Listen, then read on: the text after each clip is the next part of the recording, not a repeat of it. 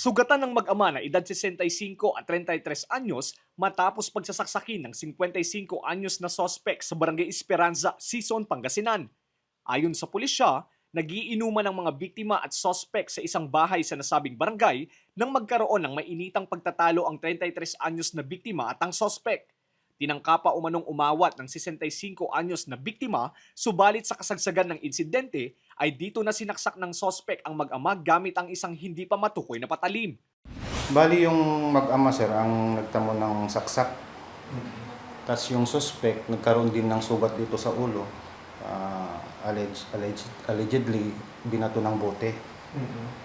Parang away lasing naman sir kasi isang birthday party yung pinuntan nila. Yung nagkaroon ng heated argument between sa suspect tsaka dun sa victim. Kaya yun, napunta sa saksakan. Magpipinsan din po. Yung isa sir, dito sa left upper chest. Tapos yung isa dito sa abdomen. Meron pang ibang sugat sir. Parehong itinakbo sa pagamutan ang dalawang biktima at kasalukuyang nagpapagaling.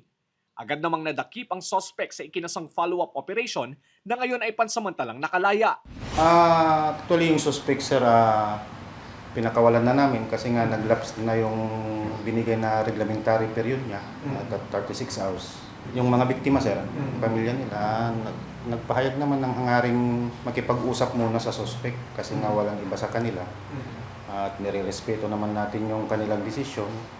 Gayun pa man sir, na-prepare na namin yung mga yung mga needed documents sa pagpa-file ng kaso hinggil dyan. Kung halimbawa nakapag-desisyon sila na mag-file ng kaso, i-assist namin sila sir. Tutulungan namin sila. Samantala, nagpaalala ang pulisya sa publiko na iwasan ang labis na pag-inom ng alak at maging responsable upang maiwasan ang kaparehas na insidente. Iwasan po natin ang labis na pag-inom ng alak para po maiwasan din natin ang kagaya nitong insidente.